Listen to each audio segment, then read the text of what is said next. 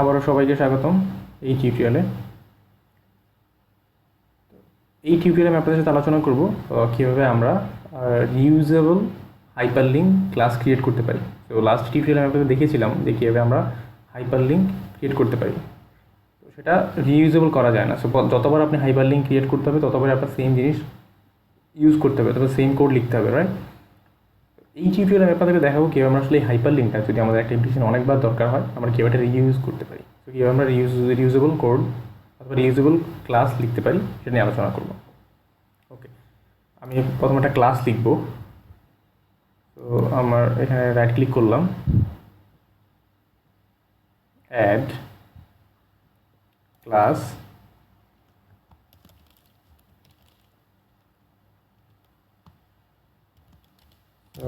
hyperlink span। ওকে, একটা class নিয়ে লিখলাম, জাস্ট সিম্পল একটা ক্লাস হাইপারলিঙ্ক স্পান। এই ক্লাসটাকে আমরা স্পান বলে একটা ক্লাস আছে, সেই ক্লাসটা থেকে আমরা সেই ক্লাসটাকে ইনহেরিট করব। আচ্ছা, তো এইটা স্পান, এইটা পাবো হচ্ছে xamarin.from, যেই নেম স্পেস আছে সেই নেম স্পেসের আন্ডারে। আমি নেম স্পেস ইনক্লুড করে দিলাম অলরেডি। ওকে ওকে, এখন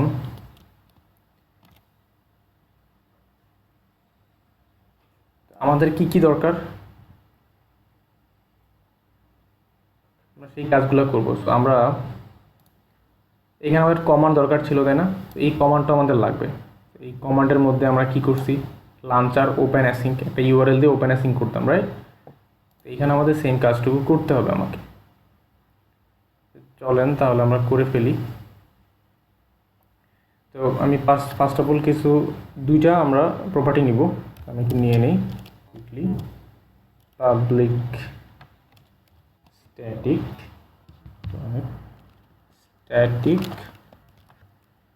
আর রিড অনলি এটাকে আমি রিড অনলি নিচ্ছি। এটা নাম বাইন্ডেবল প্রপার্টি।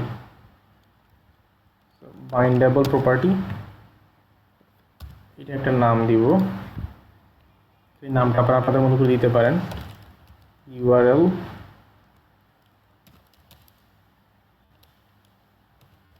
URL property. আচ্ছা, তো এইখানে আমি বাইন্ডেবল প্রপার্টি ডট ক্রিয়েট, এই ক্রিয়েট করতে গিয়ে আমার কিছু কাজ আছে। এখানে আমার নেম অফ, আমার একটা ফিল্ড থাকবে যেটাতে আমরা ইউআরএল বাইন্ড করব। তো সেই ফিল্ডটা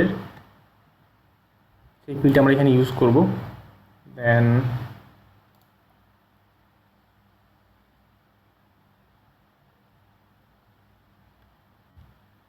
আমাকে ইউজ করতে দেখেন এখানে কি চায়।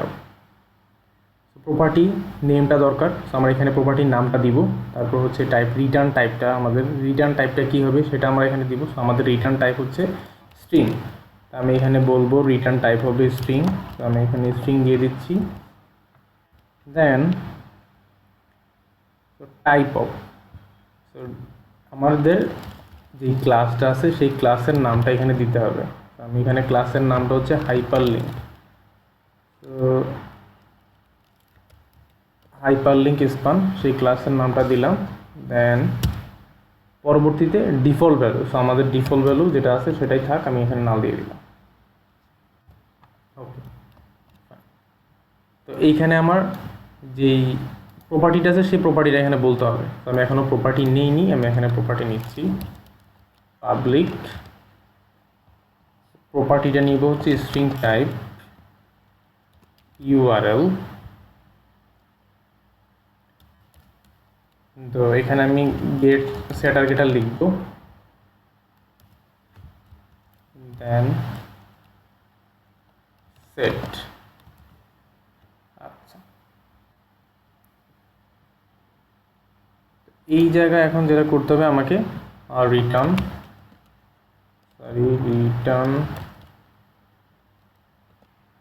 করব। এটাকে আমি রিটার্ন করব স্ট্রিং। প্রথমে স্ট্রিং যেহেতু রিটার্ন করতে চাই, স্ট্রিংয়ে কাস্ট করব যাই থাকবে। তো গেট ভ্যালু গেট ভ্যালু কোনটা? গেট ভ্যালু হচ্ছে আমার এই যে প্রপার্টিটা, এখানে আমি অলরেডি এখানে বলেছিলাম যে এখানে রিটার্ন টাইপ হচ্ছে স্ট্রিং, তো এই জন্য আমি কাস্ট করলাম স্ট্রিংয়ে। তো ইউআরএল প্রপার্টি এইটাতে আমি আসলে ওকে রিটার্ন করতেছি। আমরা বলেছিলাম এই প্রপার্টিটা আমরা এখানে ইউজ করতে হবে। তো যে প্রপার্টি, সেই প্রপার্টিটা প্রথমে নাম ছিল, আমি সেই প্রপার্টিটা দিয়ে দিলাম। আচ্ছা, তাহলে আমি এখানে সেট ভ্যালু করি। সেট ভ্যালু, আমি সেট ভ্যালু করবো কোনটা, যেটা আমার এখানে যখন আমি ভ্যালুটা সেট করতে চাই, একটা ভ্যালুটা আছে কিওয়ার্ড, ভ্যালুটা একটা কিওয়ার্ড, সেট ভ্যালু, সেট ভ্যালুতে আমরা এখানে মেথড, তো কোন প্রপার্টিটা আমরা সেট করতে চাই সেটা আমি বলে দিব। তো ইউআরএল প্রপার্টি, ওকে, আমাদের প্রপার্টি লিখে ফেললাম। দেন আমি একটা কনস্ট্রাক্টর লিখব, কনস্ট্রাক্টর ক্লাসের নামে নাম, দেন হচ্ছে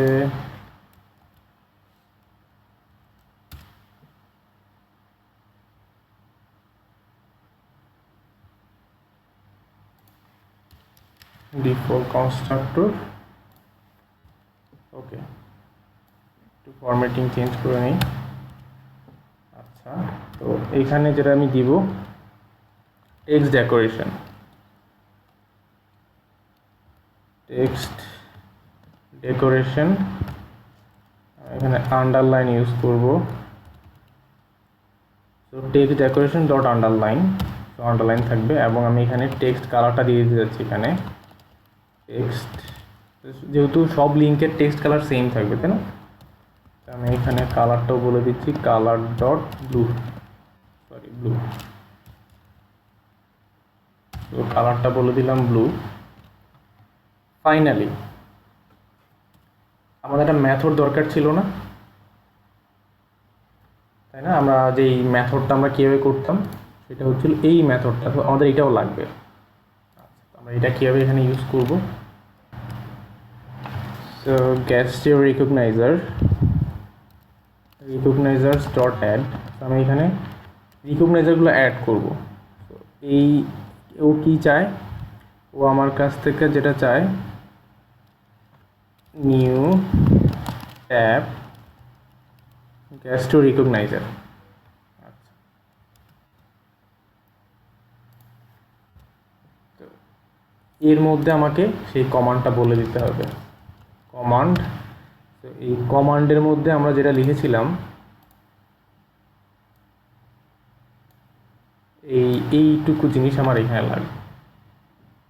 আমি এটা কপি করলাম, কপি করে এখানে পেস্ট করে দিলাম, এখানে লিস্টিং দরকার নাই। এই লাঞ্চার, এই যেহেতু এখানে লাঞ্চারটা এখন ওই নেম স্পেস ইনক্লুড করা হয় নাই, সো আমি নেম স্পেসটা ইনক্লুড করে দিচ্ছি ইউজিং xamarin.essentials। দেন এইটা আসলে ইউআরএল না, আমি যেহেতু কপি করছি, এখন এইখানে আমাদের প্রপার্টি হচ্ছে এইটা ইউআরএল, রাইট?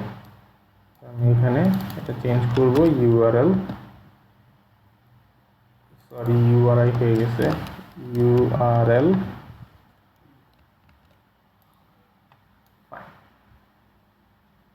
আমি একটু বিল্ড দিব, এই ক্লাসটা আমরা লিখে ফেললাম। তো এই ক্লাসটা আমরা বারবার রিইউজ করতে পারবো, আমাদের যত হাইপারলিঙ্ক যত জায়গায় লাগবে আমরা এই সব জায়গায় আমরা এই ক্লাসটাকে ইউজ করব, ওকে। আচ্ছা, তো এই ক্লাসটা ইউজ করার জন্য সাপোজ আমি চলে আসলাম মেইন পেজ XML এ, তো এখানে আমরা ইউজ করতে চাই। এখানে ইউজ করার জন্য আমি এখানে নেম স্পেসটা অ্যাড করব। সাপোজ আমি এর নাম দিলাম লোকাল, ওকে, আপনারা আপনাদের মতো করে নাম দিতে পারেন। আমি নেম স্পেসটা অ্যাড করি আমার প্রজেক্টের, যেহেতু আমার এই ক্লাসটা হচ্ছে আমাদের প্রজেক্টের মধ্যে, আমি নেম স্পেসটা অ্যাড করব, নেম স্পেসটা অ্যাড করলাম। এই নেম স্পেস এইটার আন্ডারে আমরা এইটাকে কল করি, আমরা আসলে ওটাকে কল করব, হাইপারলিঙ্কটাকে কল করব। তো এখন আমি এখানে যে আইটেম, এই স্পান আইটেমের পরে আমি একটা ইয়ে দিতে চাই, লিঙ্ক, যেটাকে যা শুধু ক্লিক করলে আমরা একটা পেজ রিডিরেক্ট করবো, দ্যাটস ইট। তো এখানে আমি কি করব, লোকাল ইউজ করব, যেহেতু আমরা রিইউজ করতে চাই। সো লোকাল হাইপার লিঙ্ক, তো ফাইন, লোকাল হাইপার লিঙ্ক হয়ে গেল। তো এখানে আমাকে দিতে হবে ইউআরএল, এখানে জাস্ট আমাকে ইউআরএলটা দিয়ে দিতে হবে। তো ইউআরএলটা আমি কপি করে এখান থেকে ইউআরএলটা পেস্ট করে দিব, ইউআরএলটা পেস্ট করে দিব। Okay fine.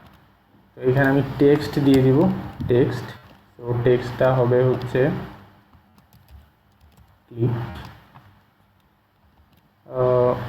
এইখানে না দিই, জাস্ট এখানে একটা স্পেস দিই, ক্লিক। তো পরবর্তীটা আমি ক্লিক লিখলাম। এবার আমি অ্যাপ্লিকেশনটা রান দিলাম। তো অ্যাপ্লিকেশন রান হয়ে গেল। আমি এখানে দেখতে পাচ্ছি ক্লিকে যদি ক্লিক করি, তো সেম ইউআরএল রিডিরেক্ট করে আমাকে এখানে নিয়ে আসতেছে। ওকে, আমরা দেখলাম কীভাবে আসলে আমাদের যে লিঙ্ক আছে, হাইপার লিঙ্ক যদি আমরা ইউজ করি, সো হাইপার লিঙ্কটাকে আমরা কীভাবে ইউজ করতে পারি। তো আমি এক জায়গায় লিখলাম, যত জায়গায় আপনার দরকার হয় জাস্ট নেম স্পেসটা ইনক্লুড করবেন, আর সাথে এই কোডটুকু ইউজ করতে পারেন, কিচ্ছু না। তো সেমভাবে আপনি এটাকে যে কোনো পেজে যেখানেই দরকার হয় আপনি সেটা রিইউজ করতে পারবেন। আমি এখানে ক্লিক করলাম। ওকে ফ্রেন্ডস, আমরা দেখলাম কীভাবে আমরা হাইপার লিঙ্ক এই ক্লাসটাকে আমরা রিইউজ করতে পারি। তো পরবর্তীতে আবার কোনো টিউটোরিয়াল নিয়ে, অন্য কোনো টপিক নিয়ে আবার হাজির হবো আপনাদের সামনে। সে পর্যন্ত ভালো থাকবেন, সাথেই থাকবেন।